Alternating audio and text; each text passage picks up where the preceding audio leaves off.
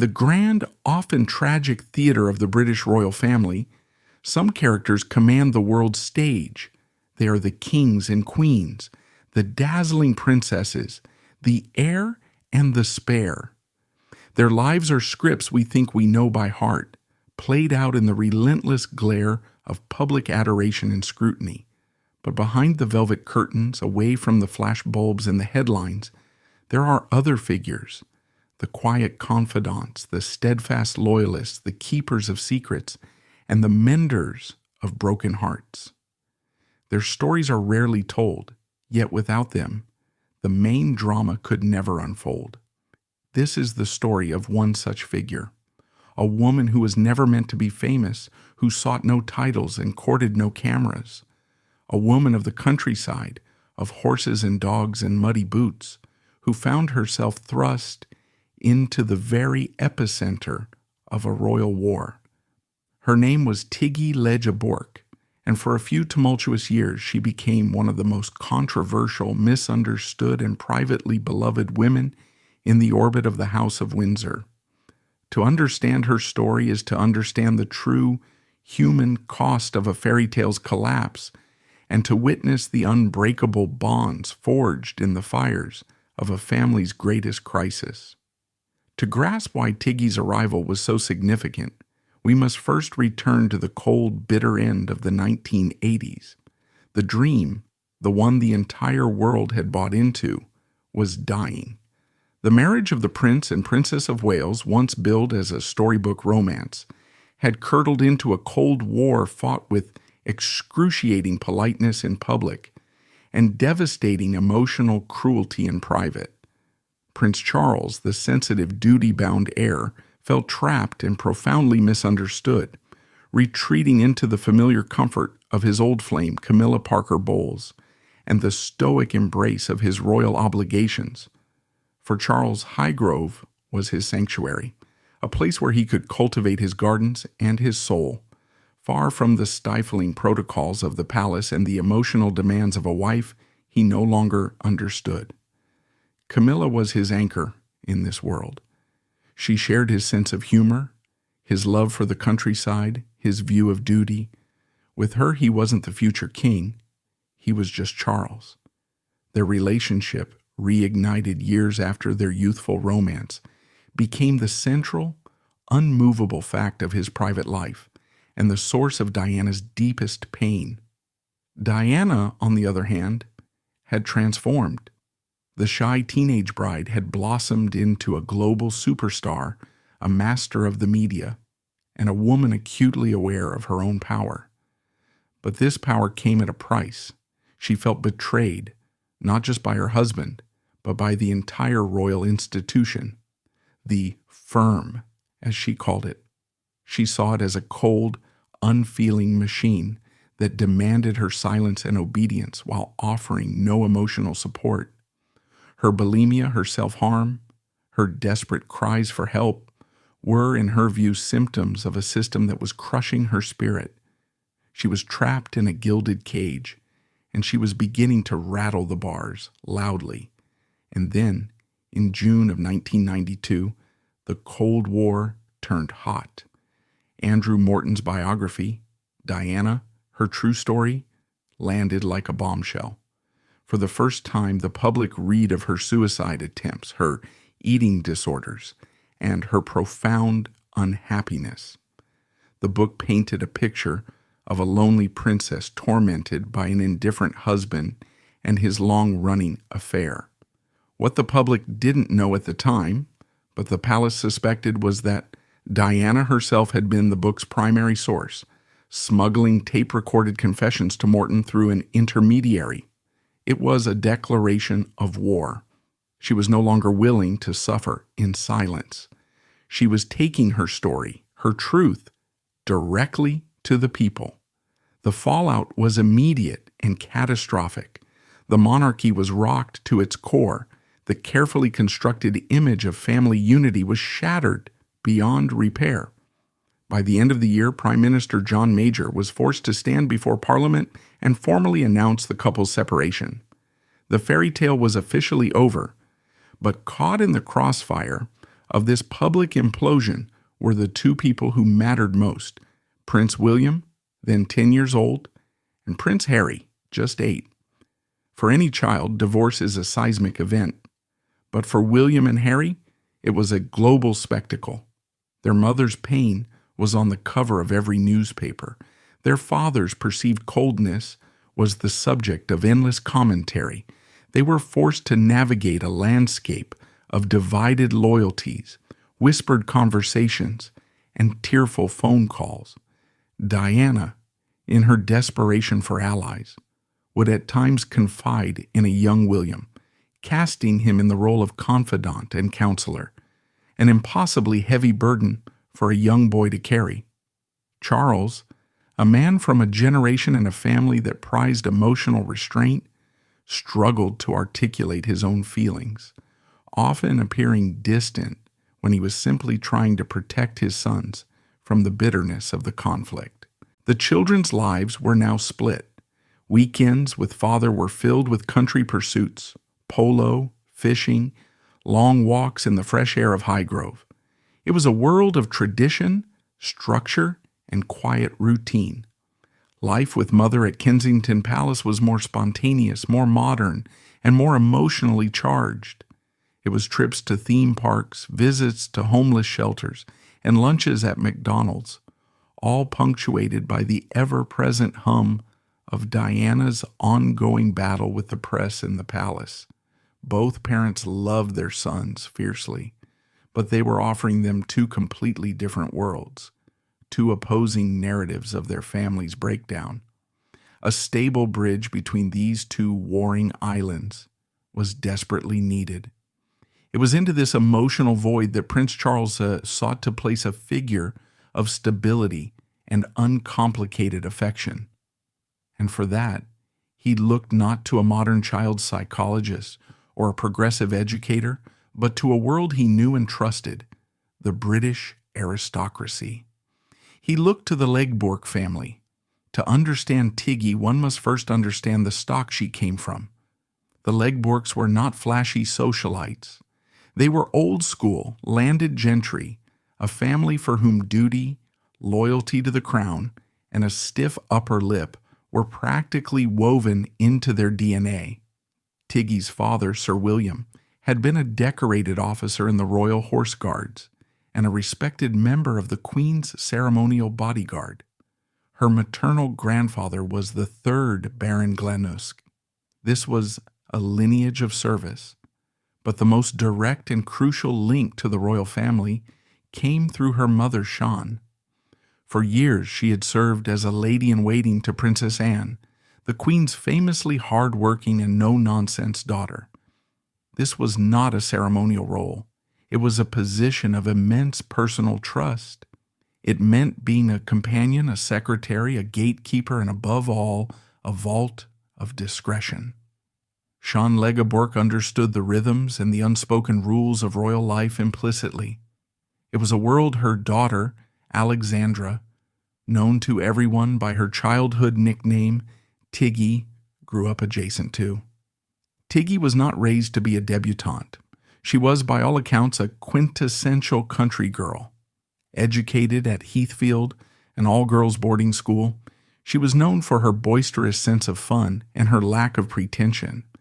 After finishing school in Switzerland, she didn't pursue a glamorous career in London. Instead, she followed a genuine passion, working with children. She trained as a nursery school teacher at the prestigious St. Nicholas Montessori Center. In 1990, she even started her own nursery school in Battersea, called Mrs. Tiggywinkles, a nod to the Beatrix Potter character. It was a success beloved by local parents for its warm, nurturing, and down-to-earth atmosphere. Her approach was practical and loving. She was known to be a chain smoker with a hearty laugh, someone who wasn't afraid to get her hands dirty. She was the opposite of the starched, severe governess of old. She was fun, but she was also firm. She offered consistency and clear boundaries, something that was becoming increasingly absent in the lives of the young princes. This unique combination of an aristocratic background which meant she understood the arcane world she was about to enter, and her hands-on professional experience with children made her the perfect candidate in Charles's eyes. She was one of them, yet she was also grounded in a reality outside the palace walls. In 1993, the decision was made. Prince Charles officially hired Tiggy Legge-Bourke not as a traditional nanny, a role that was already filled, but as a personal assistant to himself, with the specific, if unwritten, brief of being a companion and support for William and Harry. Her job was to be there for them during his periods of custody, to organize their time, to take them on outings, to provide a buffer against the pressures of their royal reality. It was a sensible, practical solution to a painful and complex problem. But in the toxic atmosphere of the War of the Waleses, nothing was sensible or practical. Every action was interpreted as an attack, every new face seen as a threat. Prince Charles saw Tiggy as a source of stability for his sons. Princess Diana, however, was about to see her as something else entirely, a rival, a usurper, and the embodiment of everything she had lost. The quiet country girl was about to step into the eye of the storm, and nothing would ever be the same. And so the decision was made. A practical woman was chosen for a practical purpose, to provide warmth and stability for two boys caught in a bitter crossfire. In the mind of Prince Charles, and indeed in the mind of Tiggy herself, the logic was impeccable. But they had calculated the equation without factoring in the immense volatile variable of a princess's pain. Tiggy Legge-Bourke was entering the royal household not as a neutral party, but as an unknowing soldier conscripted into a war she had no desire to fight. Her very presence, intended to soothe, would instead become the catalyst for the conflict's most personal and painful chapter. When Tiggy Legge-Bourke accepted her new role in 1993, she walked into a world she thought she understood. She knew the people, the protocols, the palaces. She understood the language of the British upper class, a language of understatement, discretion, and unwavering loyalty. What she could not have possibly understood was that she was not merely taking a job.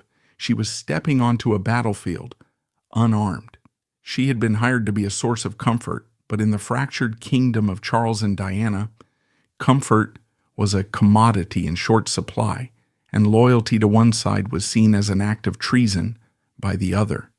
Tiggy's effect on the princes was immediate and undeniable.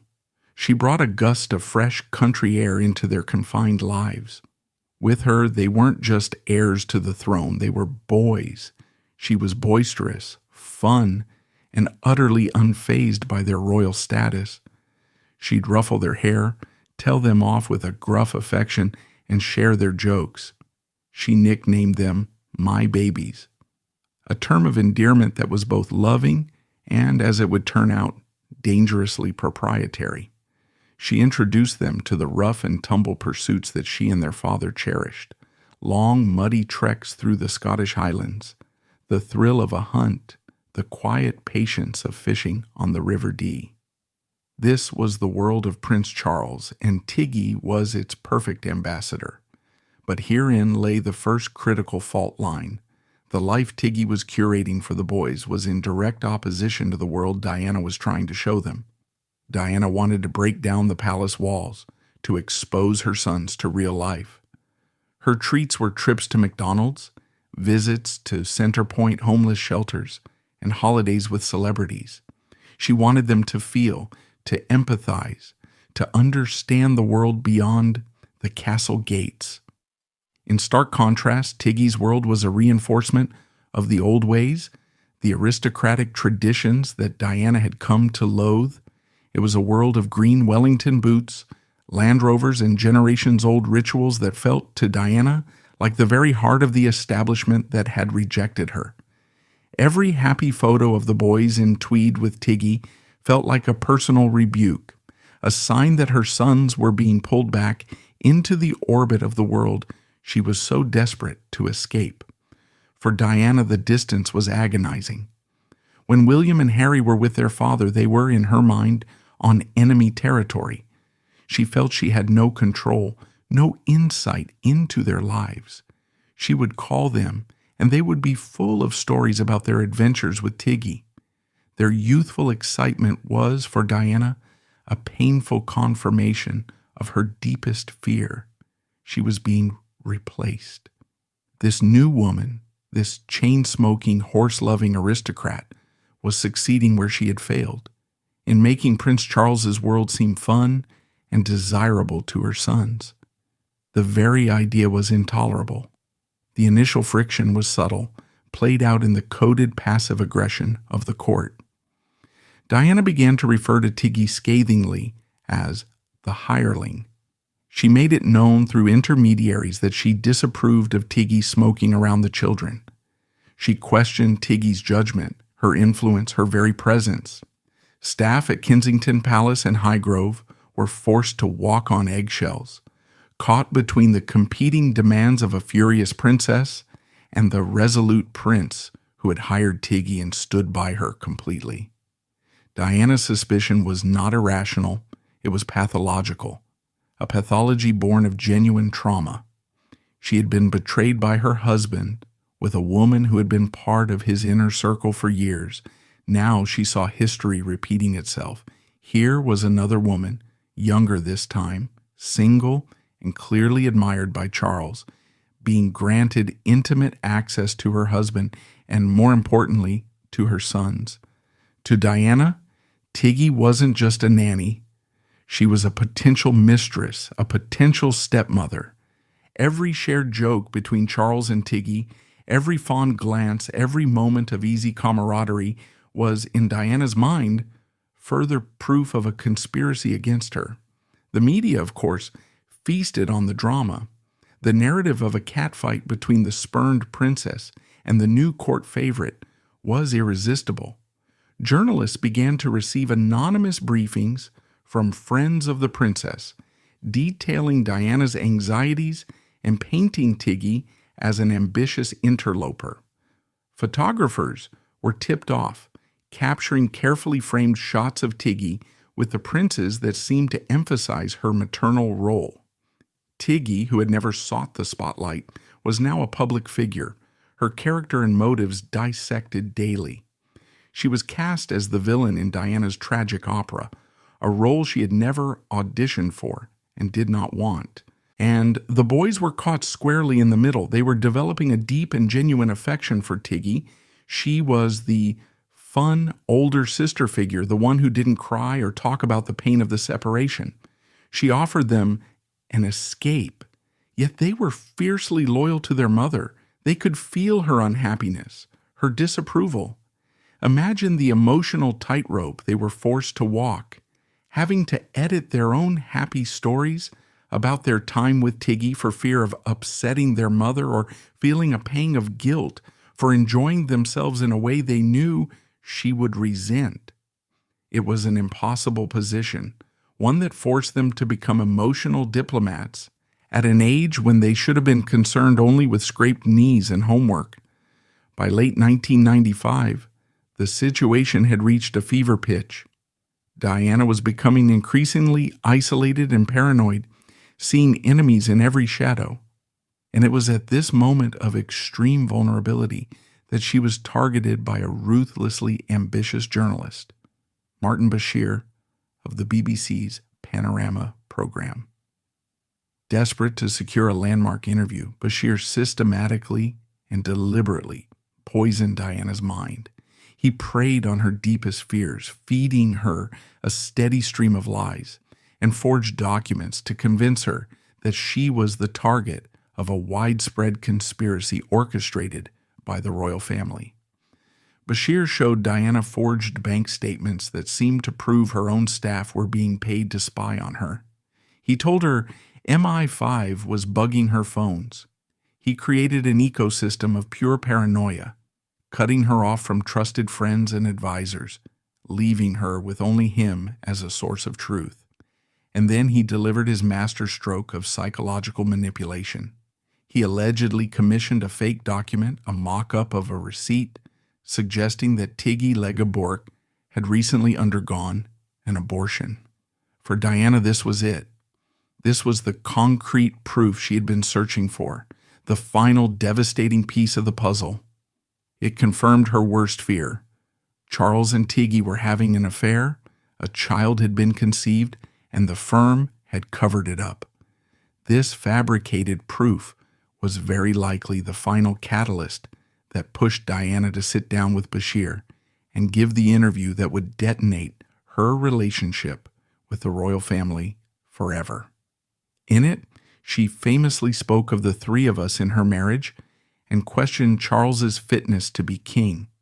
But the most venomous poison was still working its way through her system, and she was about to unleash it, not on television, but in person.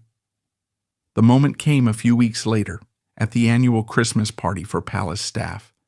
It was a moment of supreme cruelty. Diana, knowing everyone was watching, approached Tiggy Legge-Bourke directly. According to multiple witnesses, she looked at Tiggy and said, loud enough for those nearby to hear, "So sorry to hear about the baby." The words hung in the air, a social hand grenade tossed into the middle of the room. Eyewitnesses described the scene. Tiggy, utterly stunned, burst into tears and fled the party immediately. The other staff members were left in a state of shock. The private suspicion had now been made brutally, humiliatingly public. This was no longer just a feud, it was a character assassination.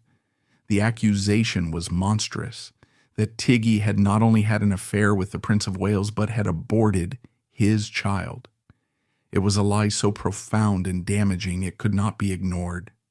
Tiggy was devastated, but she was not weak. She was a Legge-Bourke. She did not retreat into silence. She sought legal counsel and instructed the renowned royal solicitor Peter Carter Ruck to write to Princess Diana, demanding a retraction and an apology. The matter escalated to the point that the Queen's private secretary intervened to investigate the allegation's source to get to the bottom of the malicious allegation. The lie was so toxic, it now required the formal intervention of lawyers and the highest levels of the royal household to contain it. The battle lines had been drawn in the sand, and now a river of poison was flowing between them. The relationship between the two most important women in William and Harry's lives was not just broken, it had been utterly annihilated by a devastating lie, planted by a manipulative journalist and wielded as a weapon by a wounded and desperate princess. The damage seemed irreparable, and hanging over it all was the looming shadow of an even greater tragedy, one that would change everything and everyone forever. The accusation hung in the air, a poison that had seeped into the very walls of the palace. A line had been crossed, a wound inflicted that seemed impossible to heal. With lawyers engaged and the trust between the two women utterly annihilated, the bitter war of words had reached its absolute nadir. It felt as though this deeply personal, painful feud would define their relationship for years to come. But fate, in its infinite and often cruel wisdom, had a different timeline in mind. While the key players were consumed by this human drama, a far greater, more final tragedy was gathering on the horizon, an event so profound it would render their conflict both eternally significant and heartbreakingly small. In the aftermath of the disastrous Christmas party, the House of Windsor went into crisis mode. The accusation Princess Diana had leveled against Tiggy Legge-Bourke was not a whisper to be dismissed. It was a public slander that had detonated within the palace walls. Lawyers were now involved, and an internal inquiry, led by the Queen's own private secretary, was conducted with quiet urgency. The investigation was swift and conclusive. There was not a shred of evidence to support the outrageous claim. The source was traced back to the web of deceit spun by Martin Bashir, and the allegation was proven to be utterly, unequivocally false. Diana was presented with the findings. While she never issued a grand public apology, she was forced to accept the truth. The matter was resolved behind the scenes. The legal threats were withdrawn, and a fragile, frigid truce was established. Tiggy had been vindicated, but the damage was done. A line had been crossed from which there was no real return. The trust was gone, the relationship poisoned beyond repair. This bitter episode became just one more irreparable crack in the foundation of a royal marriage that was now collapsing under the weight of years of resentment, mistrust, and public warfare. Amidst the intense public scrutiny surrounding the turbulent and highly publicized separation of his parents, a 13-year-old Prince William found himself in a deeply uncomfortable position in 1996. The occasion was the prestigious 4th of June celebration at Eton College, the pinnacle of the school's social calendar, and an event traditionally attended by parents. In a move that demonstrated a maturity beyond his years, William sought to preemptively diffuse a difficult situation. He requested that neither his father, Prince Charles, nor his mother, Princess Diana, attend the event, thereby avoiding the difficult choice of appearing to favor one over the other, and sparing himself the inevitable media spectacle their joint presence would create. However, William did not wish to face the day alone. In a poignant testament to where he found stability during this period, he instead extended the invitation to his trusted aide and former nanny, Tiggy Legge-Bourke. The decision reportedly took both Charles and Diana by surprise, serving as a quiet but powerful statement on the profound emotional impact their conflict was having on their son, who chose a figure of neutral support over his warring parents. The divorce was finalized in the summer of 1996. The War of the Waleses was officially over. Diana was stripped of her Royal Highness title, a move that deeply wounded her, but she emerged a free woman, more popular and powerful than ever on the world stage. For Tiggy, the divorce changed little on the surface. Her role was to care for the boys during their time with their father, and that duty remained. But the dynamic had shifted. The official battle was over, but the emotional landscape was now a desolate no man's land, scarred by the conflicts of the past. The formal division of the two households after the divorce reshaped loyalties, and Tiggy made her position clear. In early 1997, she officially resigned, a move that seemed to signal the end of an era. However, her absence was short-lived. The bond she shared with the princes was too deep to be defined by a formal job title, and she returned to the royal fold just months later, her role now more personal than professional. But a more powerful statement of her unwavering loyalty to Prince Charles was to follow. On July 18, 1997, Tiggy was a guest at the landmark 50th birthday party Charles hosted for Camilla Parker Bowles at his Highgrove residence. Her attendance was deeply significant. This was not a royal duty, it was a personal gesture. It confirmed her position not merely as a royal employee, but as a trusted friend and a core member of Prince Charles's inner circle. In the deeply polarized world of the separated Waleses, attending this event was a clear and public declaration of allegiance, cementing her place on one side of the great royal divide, just as the final act of the tragedy was about to unfold. The summer of 1997 arrived, marking nearly a year since the divorce. Diana, embracing her new life, was embarking on a high-profile romance with Dodi Fayed, their every move tracked by a relentless swarm of paparazzi. Meanwhile, William and Harry spent their last weeks of summer, as they always did, in the rugged, bracing beauty of the Scottish Highlands at Balmoral Castle. It was their sanctuary, a place of comforting routine and family tradition, with their father, their grandparents, and the steadfast presence of Tiggy. It was a time of normalcy, of boys being boys, blissfully unaware that their world and the entire world was about to be fractured by a single seismic event. The news came in the dead of night, a frantic phone call that shattered the pre-dawn peace of the ancient castle, a car crash in a tunnel in Paris. Their mother was gone. In an instant, the complexities of divorce, the bitterness of feuds, the pain of divided loyalties, all of it was rendered meaningless, incinerated by the brutal finality of death. The challenge facing Prince Charles was monumental: how to tell his two sons, just 15 and 12 years old, that their mother had been killed. As he grappled with his own shock and grief, he had to guide his children through the first, shattering moments of a lifelong trauma.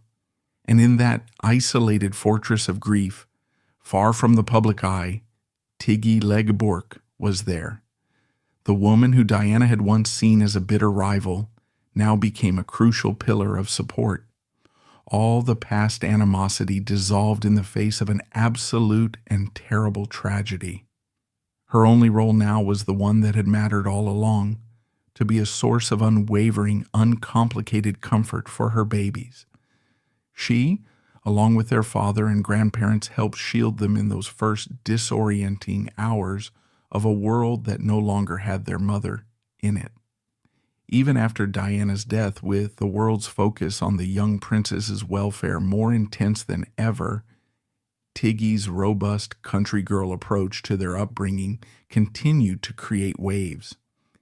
In 1998, a significant controversy erupted when she allowed William and Harry to abseil down the face of the dizzying 160-foot, 50-meter Greenford Reservoir Dam in Wales, in a manner perceived as dangerous, reportedly without the proper use of helmets.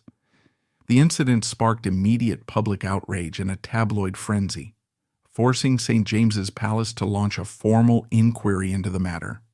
Newspaper headlines predicted her imminent dismissal, speculating that her freewheeling style had finally gone too far. However, Tiggy kept her job.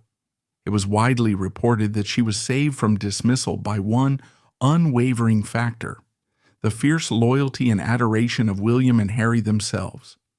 The episode served as a powerful testament to her unshakable place in the princes' lives.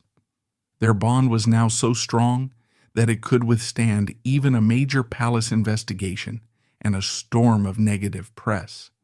But life eventually moves on. As the princes grew into young men, the intense need for a nanny figure lessened. In 1999, Tiggy's tenure as a royal employee came to a graceful end as she prepared to embark on a new chapter of her own.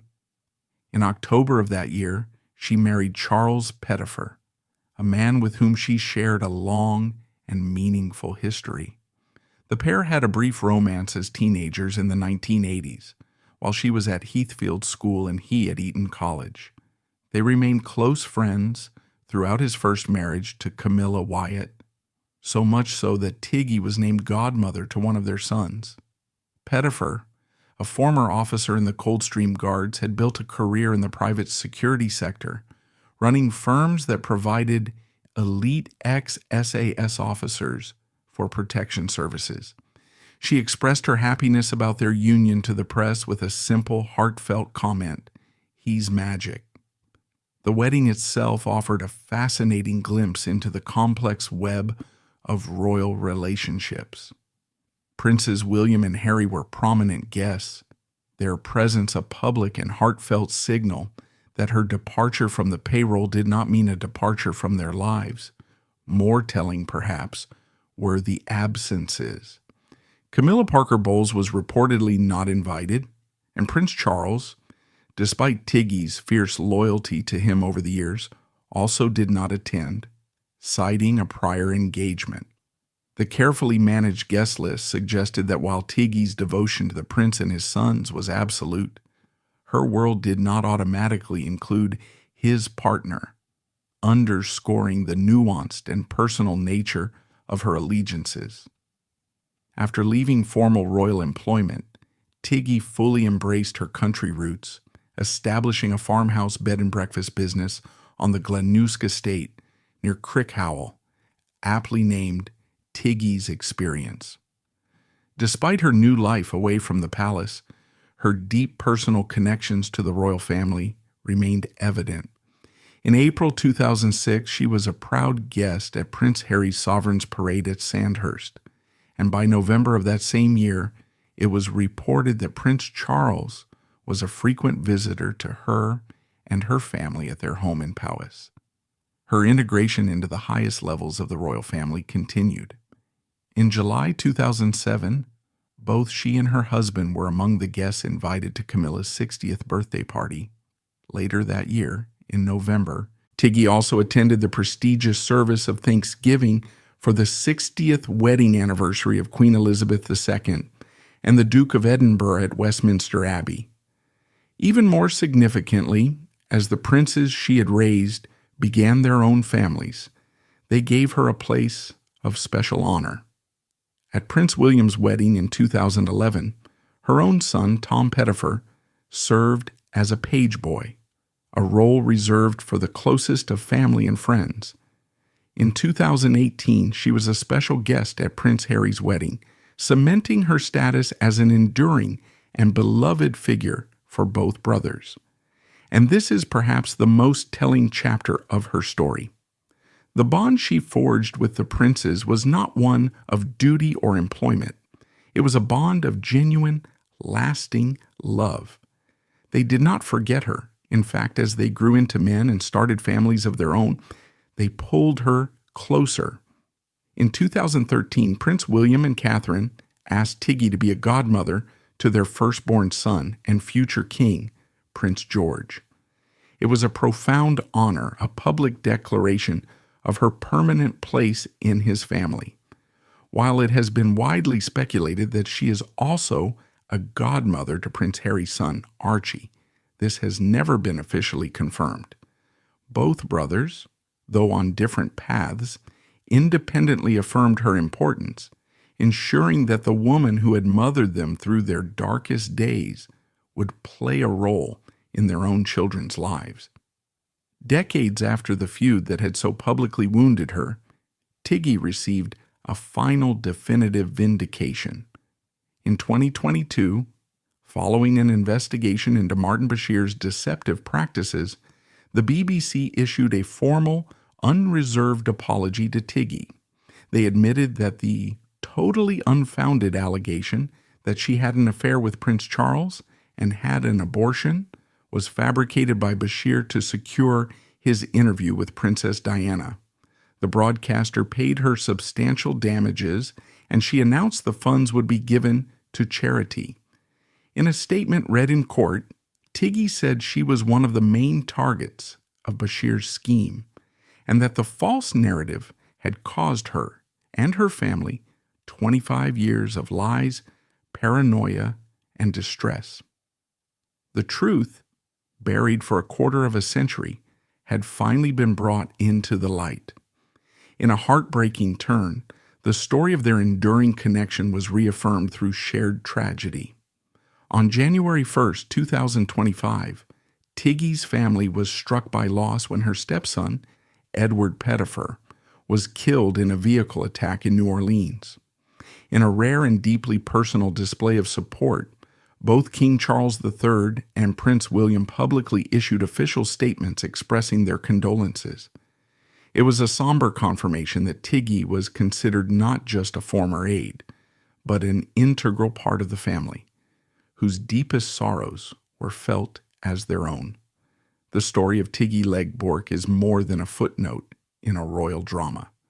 It is a testament to quiet strength, to the enduring power of loyalty, and to the profound impact one person can have on the lives of others, simply by offering a safe harbor in a storm.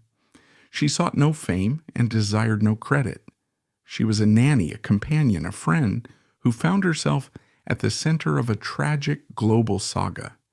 She weathered accusations that would have broken most people, and she did so with a quiet dignity. Her true legacy is not written in headlines or history books, but in the unwavering love and respect of two princes who, when they lost their mother, knew they could always count on her. She remains a quiet, constant star in the royal firmament, a reminder that the most important roles are often the ones played far from the spotlight, in the simple sacred space of the human heart.